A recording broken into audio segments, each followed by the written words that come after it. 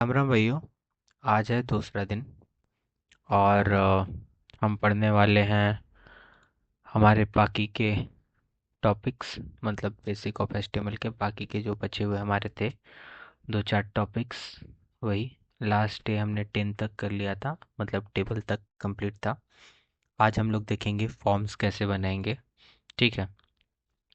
Form होता क्या है, पहले तो फॉर्म का मतलब हम लोग समझ लेते हैं। ये यूज़र का जो भी डेटा रहेगा उसको लेने के लिए रहता है। मतलब आप जैसे यूज़र का नाम क्या है, यूज़र का एज कितना है, आप यूज़र के जो भी डेटा को लेना चाहते हैं। मान लीजिए एक क्लास 5 का बच्चा है तो आप उसे उसका डेटा लेना चाहते हैं।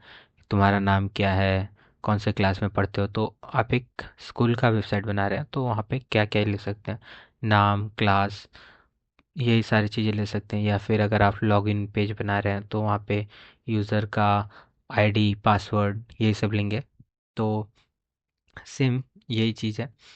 और इनपुट वहाँ पे हम लोग यूज़ करते हैं डिफरेंट डिफरेंट इनपुट, मतलब डिफरेंट डिफरेंट चीज़ें लेते हैं हम लोग। क्या लेते हैं, टेक्स्ट ले सकते हैं, पासवर्ड ले सकते हैं, चेक बॉक्स ले सकते हैं, रेडियो बटन ले सकते हैं, सबमिट करवा सकते हैं उनसे। तो सिंपल सी चीज़ें रहती हैं। एक्शन होता है, एक्शन क्या होता है, जहाँ पे डेटा को सेंड किया जाता है। अब मान लीजिए आपने सारा डेटा ले लिया किसी बच्चे का, पूरा बायोडाटा ले लिया कि नाम क्या है, क्लास क्या है। तो आप उसका करेंगे क्या, उसे कहीं ना कहीं भेजेंगे।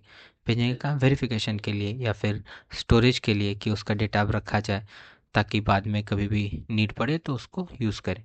तो एक्शन क्या लेंगे, डेटा को सेंड करने के लिए, वेयर डेटा इज सेंट। ठीक है, डेटा कहाँ जा रहा है, कहाँ रखा रहा है। और मेथड क्या होता है, दो मेथड मेथड यूज़ करते हैं हम लोग जनरली। एक गेट मेथड, एक पोस्ट मेथड।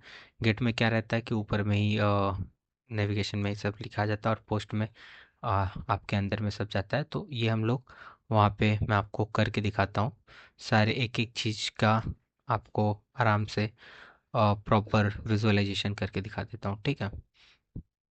तो हम लोग यहाँ पे क्या करते हैं, इस एग्जाम्पल को हम लोग नॉर्मली सिलेक्ट करते हैं, कॉपी पेस्ट करेंगे लास्ट दिन जिस पेज में हमने सीखा था उसी पेज में। ठीक है।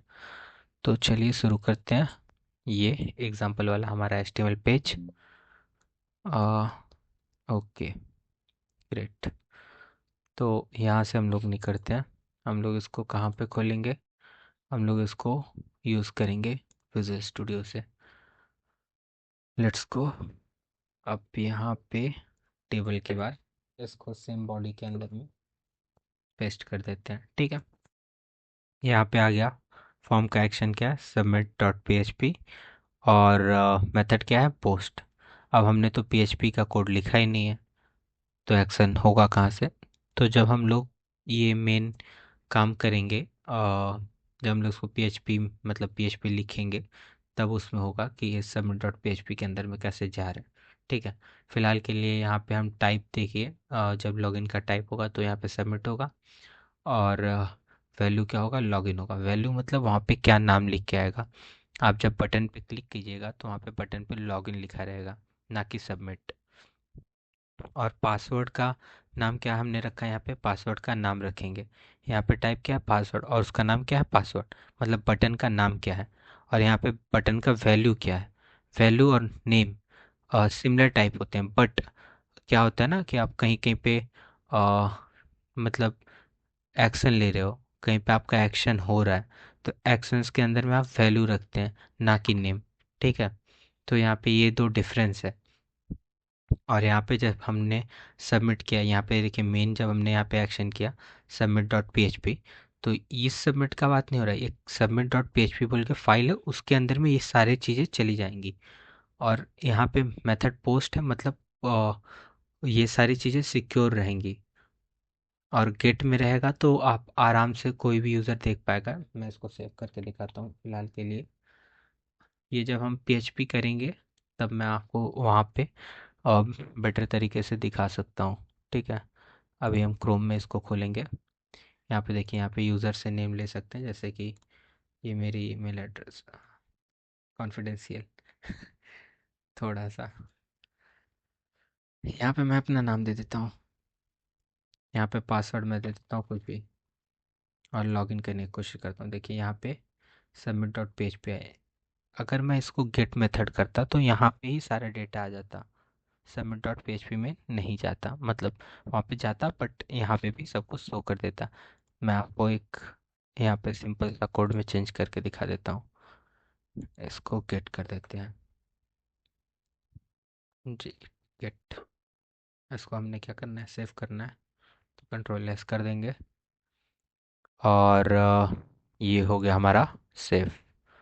ठीक है, यहाँ पे आते हैं।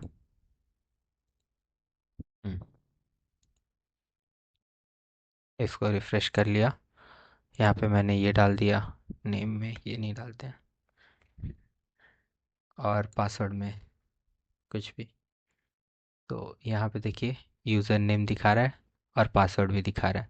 ये होता है गेट मेथड। ठीक है, और पोस्ट होता है क्या, पोस्ट में आपको कुछ नहीं पता चलेगा, वो एक डॉक्यूमेंटेड मतलब एक सेफ फाइल, सिक्योर फाइल हो जाता है।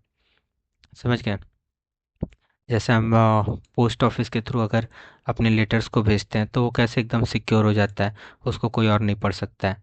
उसी तरीके से यहाँ पे भी। और गेट क्या है कि कोई भी एक जैसे आपके घर का गेट है तो उसको कोई भी देख के जा सकता है, लेकिन पोस्ट क्या, उसके अंदर का चीज़ है। जैसे आपके घर के अंदर कोई भी झांक के नहीं जा सकता है, ठीक है, तो वैसे ही गेट क्या, बाहर से कोई भी देख सकता है, और पोस्ट अंदर की चीज़ें जो हैं वो रहेंगी, मतलब सिक्योर ली जाएगा। तो पोस्ट तब यूज़ कीजिएगा जब इम्पोर्टेंट चीज़ होगा, इम्पोर्टेंट कोई बात रहेगा तो उसके लिए पोस्ट यूज़ करते हैं। मतलब लाइक अगर हम एक लॉगिन फॉर्म बना रहे हैं तो उसके लिए हम पोस्ट यूज़ करते हैं। लेकिन अगर जैसे मान लीजिए इंस्टेंट कुछ बनाना हुआ, लाइक एक कैप्चा कोड या कुछ ऐसा, तो उसके लिए हम गेट यूज़ कर लेते हैं, लाइट मतलब कुछ समय के लिए रहने वाली चीज़ों के लिए। ठीक है, इजी इजी। अब आगे हम बढ़ते हैं नेक्स्ट टॉपिक पे। अगर कोई भी टॉपिक समझ में नहीं आएगा तो आप लोग कमेंट कर दीजिएगा, मैं उसको रिकैप करा दूंगा या फिर उसके लिए एक अलग से वीडियो बना दूंगा। ठीक है, फिलहाल कमेंट पे आते हैं। हम यहाँ पे कमेंट्स में क्या करने वाले हैं, कमेंट्स कुछ नहीं होता है। कोई भी अगर आप चीज़ कर रहे हो, कोई भी सिंपल सा एक लाइन लिख रहे हो तो उसको कमेंट कर दो, मतलब उसका कुछ मतलब नहीं, मीनिंग नहीं, जस्ट वो क्या है, कोड को समझने के लिए। मतलब आपने आज कोड लिखा, 4 महीने बाद आप वापस देख रहे हो तो सेम याद नहीं आएगा कि मैंने ये लाइन किस लिए लिखा था। तो बस वो लाइन को समझने के लिए आप कुछ भी कमेंट डाल सकते हो। कमेंट डालने के अलग अलग चीज़ों में अलग अलग तरीके होते हैं। लाइक अगर आप पाइथन या जावा, वहाँ पे ऐसे डबल स्लैश दे के भी कर सकते हो। और किस कुछ कुछ में आप स्टार और बैक स्लैश भी यूज़ कर सकते हो। स्टार बैक स्लैश और फिर स्टार और एक बैक स्लैश। तो ऐसी बहुत सारी अलग अलग लैंग्वेज है और बहुत सारा अलग अलग तरीका। बट हम यहाँ पे मेनली ये चीज़ का यूज़ करते हैं। ठीक है, एंगल ब्रेसेस, उसके बाद एक एक्सक्लेमेटरी मार्क और फिर दो डैश, फिर आपका जो भी कमेंट है वो कमेंट लिखिए, फिर दो डैश, फिर एंगल ब्रेसेस क्लोज हो जाएंगी। सिंपल सी चीज़ है। अब हम इसको क्या करते हैं, इसको हम करते हैं कॉपी, एंड इसको कहीं पे कमेंट दे के देख लेते हैं क्या कमेंट आ रहा है। लाइक हियर हम यहाँ पे कमेंट देते हैं, दिस इज़ अ कमेंट, नहीं, दिस इज़ अ कमेंट नहीं लिखते हम। इससे कोड में कोई चेंजेस नहीं आएगा, दिस इज़ अ फॉर्म कर देते हैं। ठीक है, इससे कमेंट में कोई चेंजेस नहीं आने वाला है। इससे क्या होगा, सिर्फ आपका कोड क्या होगा, आपको समझ में आएगा कि मैंने कोड में लिखा क्या है। जैसे यहाँ पे मैं टेबल के ऊपर में भी एक लिख देता हूँ, कंट्रोल सी। और टेबल मैंने कहाँ से बनाना शुरू किया था, तो टेबल टेबल टी आर, ये देखिए यहाँ पर टेबल यहाँ से स्टार्ट हुआ है। ठीक है, तो मैं यहाँ पे दिस इज़ अ फॉर्म को हटा के टेबल कर दूंगा, TABL। ठीक है, ग्रेट। अब मैं इसको सेव कर दे रहा हूँ, कंट्रोल एस। तो देखिए हमने जो पेज बना रखा है, ठीक है, ये पेज मैं आपको फिर से खोल के दिखा रहा हूँ। सिंपल ओपन विथ क्रोम कर लेंगे एंड देखिए यहाँ पे कोड में कोई चेंजेस नहीं है। यहाँ पे कोड में एक सिंगल लाइन का भी चेंजेस नहीं आया। मैं फिर से रिफ्रेश भी करके दिखा दे रहा हूँ और आपको यहाँ पे कोड खोल के दिखाता हूँ। कोड में ये सारी लाइनें, तो इन लाइनों का कोई मतलब नहीं है। ये मतलब है किस में, जब आपको कोड के अंदर में आप आएंगे तो आपको आपके अंडरस्टैंडिंग मतलब पर्सनल यूज़र नहीं, ये पर्सनल अंडरस्टैंडिंग है, कोडर के अंडरस्टैंडिंग के लिए। अगर आप मान लीजिए आज इस प्रोजेक्ट पे आप काम कर रहे हैं, कल को कोई दूसरा बंदा आया काम करने के लिए, तो आप बोलिएगा टेबल में चेंजेस कर दो, वो फॉर्म में चेंजेस करके चला गया, क्योंकि उसको पता ही नहीं कि टेबल कौन सा था, फॉर्म कौन सा था। तो इसीलिए यहाँ से यहाँ तक आप लिख सकते हो, एक कमेंट देके अंडरस्टैंडिंग बना सकते हो उस चीज़ को, और कुछ नहीं। एंड नेक्स्ट चीज़ इसके आगे हम बढ़ेंगे, ये है लिंक्स। हम लोग लिंक्स कैसे लगाते हैं सी एस एस और जावा स्क्रिप्ट्स का, तो ये बहुत ही सिंपल है। मतलब अगर हम लोग दो चार पेज जोड़ते हैं तो भी हम लोग लिंक्स का यूज़ कर सकते हैं, ठीक है। और अगर हम लोग कोई अ, कोई भी लिंक यूज़ करते हैं उसके लिए कर सकते हैं। मतलब लिंकिंग का जो भी काम रहेगा वो हम लोग ये लिंक्स का यूज़ करके करते हैं। Not only C S S और जावास्क्रिप्ट, हम लोग लिंकिंग किसी भी चीज़ का कर सकते हैं, ठीक है। कोई और पेज है, दूसरा तीसरा चौथा पांचवा 10वां जो भी है, हम उसे यूज़ कर सकते हैं। फिलहाल मैं लिंक और स्क्रिप्ट का आपको नहीं दिखा रहा हूँ, ये जब मैं सी एस एस या फिर जावा स्क्रिप्ट पढ़ाऊँगा उस समय आपको दिखा दूँगा कि इसका वर्किंग कैसे रहता है, ठीक है। एंड 14 नंबर हम लोग जो symmetric HTML modern best practices हैं, ये मैं आपको दिखा दे रहा हूँ। हेडर कैसे यूज़ करते हैं, फिर नेविगेशन कैसे यूज़ करते हैं, मेन कैसे यूज़ करते हैं, और फुटर यूज़ कैसे करते हैं।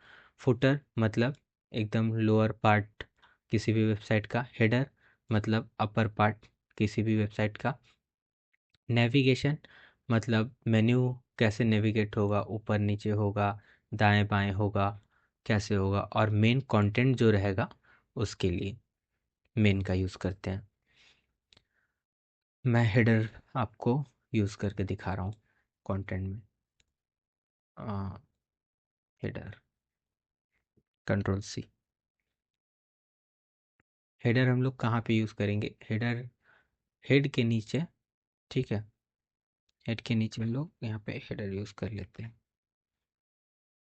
या फिर बॉडी में ही हेडर हम लोग यूज़ कर सकते हैं। मतलब करने का हम कहीं पे भी कर सकते हैं, दैट मतलब जो बेस्ट रहे हमारे लिए। हम यहाँ पे एक हेडर का यूज़ कर देते हैं, और बॉडी के अंदर में एक फुटर का भी यूज़ करेंगे, ठीक है। बॉडी जहाँ पे बॉडी ख़त्म होने से पहले हम एक फुटर यूज़ कर लेते हैं। Then you will get to know कि क्या चेंजेस आया है। हाँ, ठीक। यहाँ से control C, and here we go control we.